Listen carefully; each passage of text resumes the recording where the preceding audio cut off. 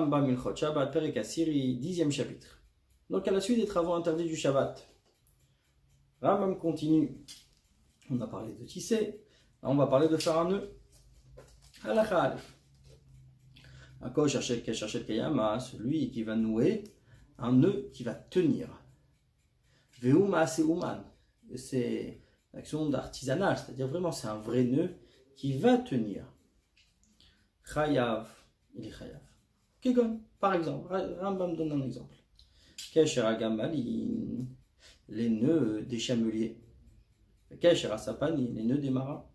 Les Kishre Retsuot Minal Vesandal, les nœuds des lacets de chaussures. Chez Koshrin Aratzan, Bishat Asiyatan, que les cordonniers font au moment de les faire. Vechen Kol Kayetzavaz, etc. Avalakosh Hashal Kesher Shel Kayama, celui qui fait un nœud qui va tenir. Ve'enoma Seuman, mais qui n'est pas l'action d'un artisan, d'un travailleur. Pato, là il est exempté. Kesher, alors je tiens à dire que c'est pas Rambam, c'est une étude, mais c'est pas la halacha qui est fixe. Donc Rambam peut penser ainsi, mais c'est pas ainsi la halacha. Kesher sheino shel kayama, mais un nœud qui n'est pas un nœud qui tient, ve'inoma seuman, et ce n'est pas l'action d'un artisan, mutar le kosh khatri, on a le droit de le faire a priori. Halakhabet, Keitzad, comment est le cas? Nifsika l'rutsu ou kshara. Un lacet c'est cassé et il a attaché. Nifsaka chevel, une corde s'est coupée. Ou ksharo il a attaché. Oshikasha chevel bidli. Bien il a fait un nœud, il a attaché le seau à la corde. Oshikasha resen beima. Ou bien il a refait le nœud concernant l'animal. C'est-à-dire, à partir du moment où c'est le laisse de l'animal, ou c'est l'objet qui est sur l'animal, et qu'on va laisser toujours. C'est quelque chose qui restera pour toujours, tant qu'on en aura besoin. Ari, c'est pas tout exempté, et etc. Que ce sont des nœuds, mais des nœuds pas artisanales, c'est-à-dire des nœuds vraiment qu'un homme fait sans faire de grands travaux. Mais chacun a l'habitude d'attacher pour qu'il existe, pour qu'il tienne. Mais un nœud qui ne tiendra pas, s'il a fait comme un travailleur aurait fait, Arizasson est interdit. Une femme fait le nœud des ouvertures de son vêtement, même s'il y a deux ouvertures.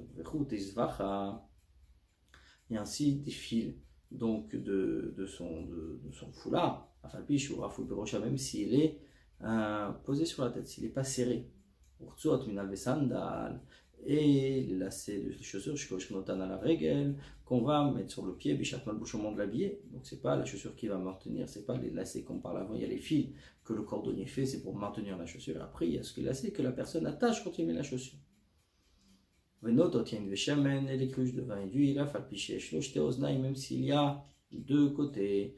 Ugdei rachel bassar, même chose une marmite de viande, même si on peut faire sortir la viande vélo, tatira kasher, on n'enlèvera pas le nœud. Et on va attacher donc le fil, le seau avec un fil, ou bien avec une ceinture, etc. Mais pas avec la corde qu'on a l'habitude d'attacher le seau. On attache devant l'animal, ou à ses pieds, pour pas qu'elle ne sorte. Même s'il y a deux nœuds,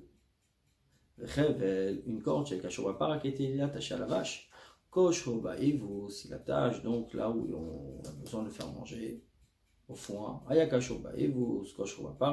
si c'était lié avec le foin, ça sera lié avec la vache. Alors lui, il n'emmènera pas un fil de chez lui qu'il attachera à la vache et puis au foin. Si c'était une corde gardie, c'est-à-dire qui était tressée, chez Moutartal, qu'on a le droit de transporter, à Rizé, mais du cocoche à rapport au baïbus. Là, il pourra faire ce nœud à la vache et au foin. Parce que toute cette catégorie de nœuds sont des nœuds que les gens font chez eux. Donc, pas massé ouman d'un artisan. Mais ils ne vont pas tenir. La pam coche ou pas matière, des fois il noue, des fois il dénoue, il enlève. C'est pour ça qu'il a le droit de faire le nœud a priori.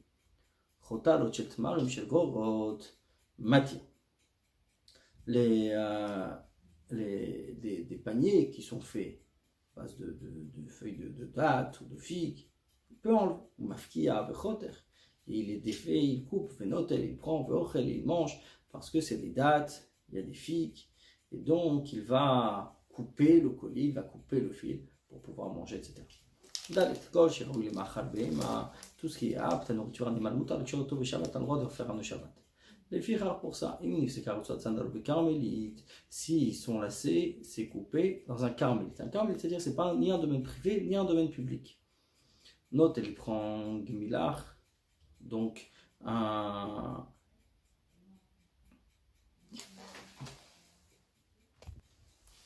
une racine humide, un raoul et ma'achal beima qui est apte à la nourriture animale, le corps il entoure aussi le kosher agemi et il attache la racine, c'est-à-dire que c'était la fin des plantes qu'on prenait aussi pour faire des pour attacher. Nish metalo retzoat minal sandal, il s'est enlevé le lacet de la chaussure, ou shnish madrova règle, la majorité du pied s'est enlevé. Mutal har ziratzot, on a le droit de remettre les lanières à leur place, mais sans faire de nœuds. Et il faut encore rappeler que les chaussures avant c'était des lanières, pas comme aujourd'hui. Aniva mutaret, faire un nœud en boucle, ce qu'on appelle des rosettes, c'est autorisé. Les filles shinam mitchalefet bikshira, parce que c'est pas un vrai nœud. Les filles rares pour ça, chevel shinivsak, une corde qui s'est coupée, mais kabet shnikzota, il va rassembler les deux bouts, le corps ralav mishicha, il va mettre dessus un fil, vaonev aniva, et il fait une boucle. Donc un nœud avec des boucles, comme on fait aujourd'hui par exemple, nœud lacé, c'est pas interdit le Shabbat. Vav. On a le droit de faire un nœud qui ne va pas tenir pour la mitzvah. Quelqu'un par exemple, il va attacher pour prendre les mesures, des mesures de la Torah. Nimat nifsak, un fil d'une harpe qui s'est cassé, qui s'est rompu. Quand on est dans le Beth Amikdash, on a besoin de jouer Shabbat. Donc on va l'attacher, mais pas dans la ville. Mais le khatril, a priori, il n'attachera pas même pas un fil, même dans le Beth Amikdash. Zayn, 7e halach. Kol keshash chayav al kishur, tout qu'on est passé donc sur son lien, car chayav al hétéro, la même chose, on est coupable si on l'a défait. Kol keshash akoshoto patur, chaque nœud que celui qui l'a attaché est exempté, car hamateroto patur, celui qui l'a défait aussi, il est pas exempté. Kol keshash mutar le kosher, chaque nœud qu'il est autorisé d'attacher, car mutar la tiro, c'est aussi permis de le retirer. Chet, apot el chavalin min ha'utzi. Celui qui va tresser, donc chavalim, c'est des cornes, min ha'utzin, c'est des palmiers. Ou min ha'chelef, ou c'est si c'est pas des palmiers, ça serait de longues feuilles avec lesquelles on ferait comme des bambous, hein. Par exemple, on ferait des grands tapis. Ou bien des fils de laine, ou des fils de lin, ou des fils de poils, etc. C'est une dérivée de nouer, donc faire un nœud, et sa mesure, il faut que la corde tienne avec son fil, sans être attachée. C'est-à-dire que le travail va tenir. Il l'a noué, il a tressé ensemble, et ça tient. Même s'il n'a pas fait de nœud, il est déjà chef. Celui qui sépare le fil, c'est une dérivée d'enlever le nœud, il ne doit pas avoir l'intention d'abîmer, bilvat seulement. Et la mesure, c'est comme la mesure du potel de celui donc, qui va tresser ses fils du palmier, comme on a dit. À la khatet. À tofer shtit firot, celui qui fait deux coutures, c'est qu'il a noué les extrémités des fils d'ici et de là, pour que la couture tienne sans s'enlever. S'il a fait plus que de couture, même s'il n'a pas noué, parce que la couture tient. Celui qui tire un fil de couture Shabbat, le jour du Shabbat, parce que ça fait partie de la nécessité de la couture. À la Chayut. À Korea, celui qui a déchiré, mais pour faire deux coutures. Chayav, il est chayav, c'est à condition de faire ses coutures. C'est-à-dire que quand il a déchiré, c'était pour coudre. Aval Korea, celui qui a déchiré pour abîmer le vêtement. Pas il est exempté. Le shumekal, parce que l'abîme. À Korea, Bachamat, celui qui déchire dans sa colère, ou Almet, ou qui a dû une place pour quelqu'un qui est décédé, qu'il faut déchirer. Donc un mort, quelqu'un qui est décédé, qu'il a l'obligation de déchirer le vêtement, et il a déchiré le jour du Shabbat, il est chayav. Là, il est coupable. Pourquoi? Parce qu'il se calme par ça. Dans la colère, il a déchiré, il s'est calmé par ça. Et que son yetzer, son penchant de la colère, va se calmer. Puisque sa colère se calme, à ce moment-là, il arrange, il n'abîme pas. Même s'il abîmait le vêtement, mais il s'est réparé pour lui, il s'est calmé. Celui qui ouvre l'encolure le jour du Shabbat aussi, il est chayav. Yudalef. Celui qui va coller des papiers ou bien des pots avec kolan. Alors kolan, c'est une colle spéciale qui est faite à base de farine que les scribes, les sophrim utilisent, etc. C'est comme coudre. Alors là, s'il décolle les papiers qui sont attachés, les pots qui sont attachés. Il n'a pas fait pour abîmer seulement. C'est une dérivée de déchirer et il est chayav. À la suivante. La bonne école, c'est celui qui construit quoi que ce soit. Chayav, il est chayav. Celui qui égalise le sol de son sol à la maison. Kegon par exemple, Shish Piltel. Il faut se souvenir encore une fois que les sols étaient en terre à l'époque, en terre battue. Donc il a baissé un monticule, ou bien il a rempli un trou, une fente. Alors les bonnes s'appelle construire. Il a mis la pierre. Un autre a mis le ciment. Un autre est celui qui a mis le ciment. Si c'est la rangée supérieure, même celui qui a monté la pierre et qui a sur le ciment, il est déjà chayav. Pourquoi? On ne pose pas dessus une autre couche de ciment. Donc il a fini le travail. Celui qui construit sur un ustensile, pato, il est pato. Yud Gimel. Celui qui fait une tente fixe. Arizé Toled et bonnet, c'est une dérivée de construire celui qui fait des ustensiles en terre, qui gagne par exemple tano, un four, une cruche, avant même de les brûler. Arizé Toled et bonnet, c'est une dérivée de construire celui qui fait du fromage. Arizé Toled et bonnet, il construit parce que c'est du lait, il le durcit, il le remue et il le rend épais. Il ne devient chayav jusqu'à ce que ce fromage il le fasse comme la mesure d'une gorguette. Celui qui fait entrer le manche de la hache dans son bois, c'est aussi une dérivée de construire. Etc. pour tous les exemples qui sont nombreux. Celui qui enfonce un bois dans un autre. Soit par un clou, soit le bois par lui-même. Jusqu'à ce que ça devienne un seul morceau. C'est un dérivé de construire. C'est celui qui fait un trou, quoi que ce soit, dans un poulailler, pour qu'ils aient la lumière. Pour construire. Celui qui remet la porte d'un puits ou bien d'un doute, c'est une cuve.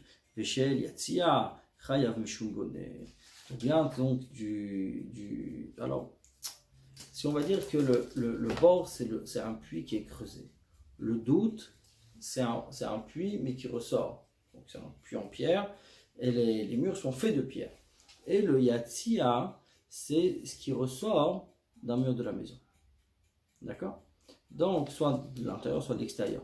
Tout cela sont, à partir du moment où il a fait cela, il est chayav mishum bonnet pour construire. Alachatetva. À ce terkol chez celui qui casse quoi que ce soit, chayav, il est chayav. Vehu, et c'est chez Yistor al-Natlevat. Il faut qu'il casse pour reconstruire. Avalim, ça t'entend chashrat, mais s'il a cassé pour détruire, donc pas tout l'exempter. À ce terkol, celui qui casse une tente, kavoa qui est fixe, oshiparak, etc. Bien, il a enlevé un bois qui est planté à résétoler de soter. Donc il est coincé ce bois, il a retiré. C'est une dérive aussi de soter de casser les chayav. Bien sûr, comme toujours, il faut qu'il ait l'intention de réparer par cela. Celui qui frappe avec un marteau. Un seul coup. Chayav, il est chayav. Alors, c'est quoi l'interdiction ici de frapper avec un marteau? Quand on dit frapper avec un marteau, Rambam va expliquer tout de suite. Quand quand il fait quelque chose qui est la fin du travail. Donc frapper le marteau, on va dire c'est le dernier coup de marteau. Proverbe français, dernier coup de marteau, c'est-à-dire il termine le travail. Arizo toled et makele patish. C'est une dérivée de frapper avec le marteau. Chayav il chayav. Ketzad, comment est le cas? Amenape achisuf bichlis ruchit, dans un ustensile en verre. Ve'atzar bichlitzu, à celui qui dessine une forme dans un ustensile. Afilo miktat atzora, ne serait-ce qu'une partie.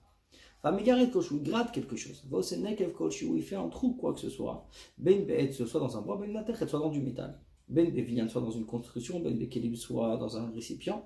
Areizetoledet makebepatish. C'est une dérivée de makebepatish frappé avec un marteau. De chayav, il est chayav. C'est une ouverture avec laquelle ni on entre ni on sort, on n'est pas coupable dessus.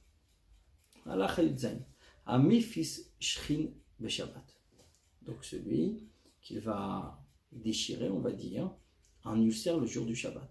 Alors pourquoi? Pour élargir l'ouverture de la plaie, comme les médecins font pour faire sécher la plaie intérieure. Parce qu'ils ont l'intention de guérir la d'élargir la plaie. Parce que Makepatish termine un travail, il fait un travail de médecin. Maintenant, s'il a ouvert, pour faire sortir le pus qui est à l'intérieur, je ne sais pas qui est dedans, là c'est autorisé parce qu'il n'a pas fait les chèvres pour soigner, mais il l'a fait pour son âge à lui, il a du pus qu'il a voulu faire sortir. Yutret, celui qui taille une pierre, quoi que ce soit. Chayav Mishuma Kebepatish, il est chayav aussi pour Makebepatish, dernier coup de marteau. Celui qui arrange la pierre Bisoda Binyan dans les fondations d'une construction vétique, Nabiya de l'arranger avec sa main. Voshiva Bmakomara, où il a installé à l'endroit qui lui est adapté. Chayav Mishuma Kebepatish aussi chayav pour Makebepatish, puisqu'il a fini un travail. Aloket Yevolet Chargabe Bgadim Beyado. Celui qui ramasse donc une tache qui est sur son vêtement. Kegon Eloaye Volot, comme ces pailles en fait, qui est chez Birchetzemer, qui sont sur la laine. Donc il enlève en fait les pailles, il enlève les saletés qui sont sur son vêtement. Pour Makebepatish. Vouchiak puis de laine seulement s'il fait attention à ça, si ça l'embête. Il est en train de parler et en même temps il voit un petit morceau de paille qui est sur son vêtement, il le retire. C'est un peu, il s'occupe à autre chose, c'est pas qu'il le dérangeait. S'il avait vu, pas forcément qu'il l'aurait enlevé. Arizé pas tour, là il est exempté. Amener Teitradash à Shchora, Kedelenot, à celui qui secoue un vêtement neuf, noir, pour l'embellir. Ou là, Siratsemer à la pour enlever le blanc. Anit Lebo, Kederer Shouman, qui pend de lui comme les artis d'enfant, Chayefratat, doit un expiatoire. Vimehino Makpid. Et s'il ne fait pas attention, s'il n'est pas méticuleux sur le sujet, Moutar, c'est autorisé. Alachayutet, celui qui chasse quelque chose qu'on a l'habitude de chasser, Chayav il est Chayav. Qui gagne par exemple, Chayav Ofot Vedagim, une bête sauvage, des oiseaux, des poissons. Les makom sheino mechusar tseida.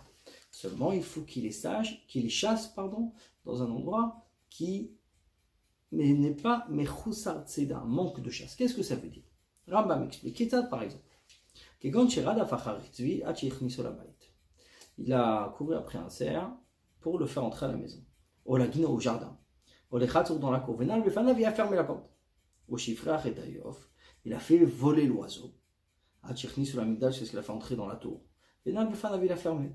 Au Shechala Dagim Nayam, ou bien il a pêché un poisson de la mer. Betorsef el Shemaim, dans un seau d'eau, donc le poisson est encore vivant.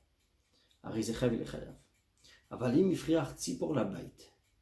Mais si il a fait voler un oiseau vers la maison, Venal Befanav et a fermé. Oshifriar Dag, Vakaruminayam, Librecha Shelmaim.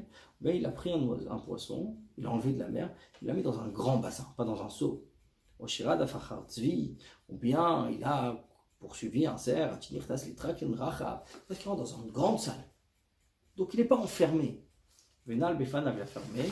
Arizé Pato, il est exempté. Chez Einzot Tzedagmoura. C'est pas une vraie chasse. Une vraie chasse, c'est-à-dire on l'a vraiment enfermé dans un petit enclos, dans une petite chose qu'il ne peut plus bouger.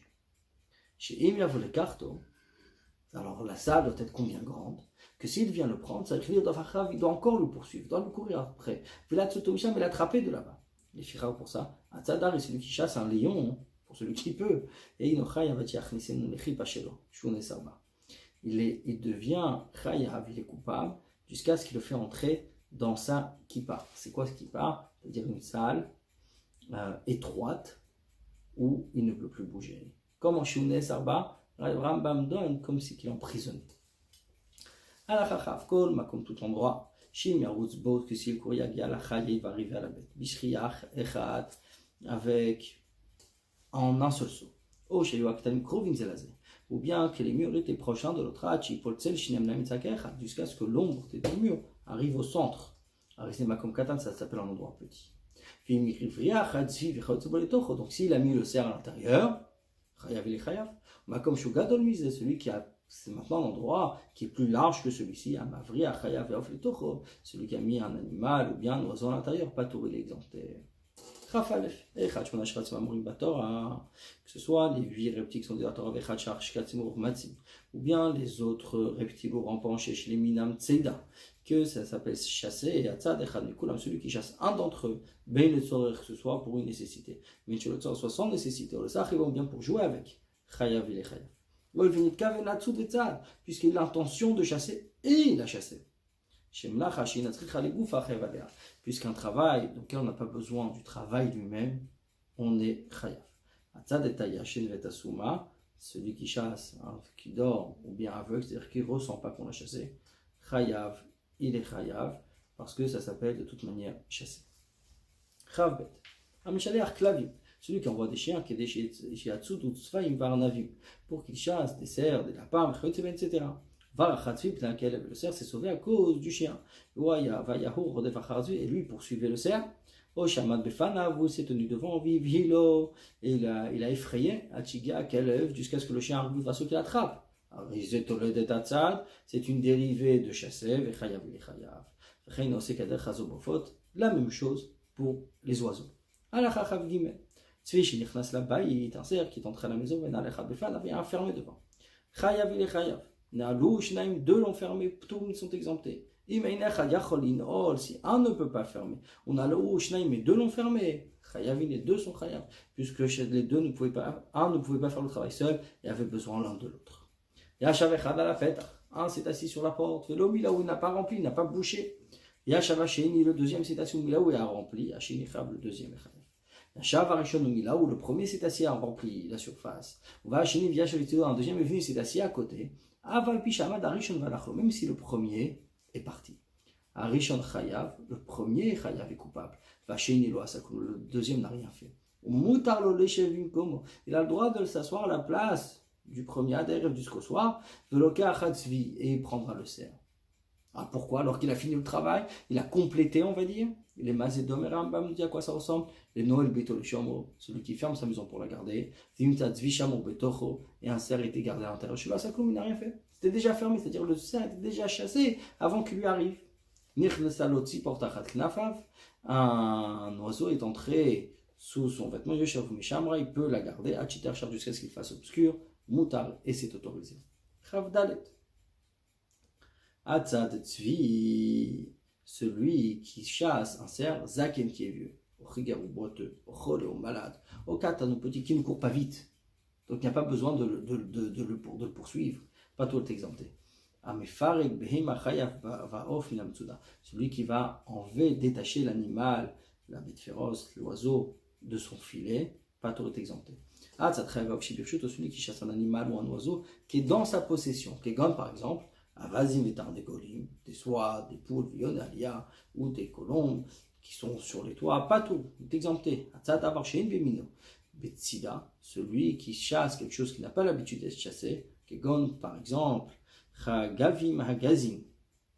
c'est comme des abeilles, tsraim, des guêpes, des viatouches, des moustiques, ou farouchim, des moucherons, etc. Alors, c'est pas tout exempté. Chafé, dernier halakha. Rmasim amazik, des rampants qui causent des dommages. Qui par exemple des serpents, des scorpions, etc. Même si c'est une catégorie de serpents, de scorpions qui ne tuent pas. Puisque sa mort, moutar, c'est autorisé la tzotam shabbat de les chasser shabbat, c'est-à-dire de les enfermer. Pourquoi il le fait? Pour être sauvé de leur morsure, parce qu'il est effrayé, il a peur.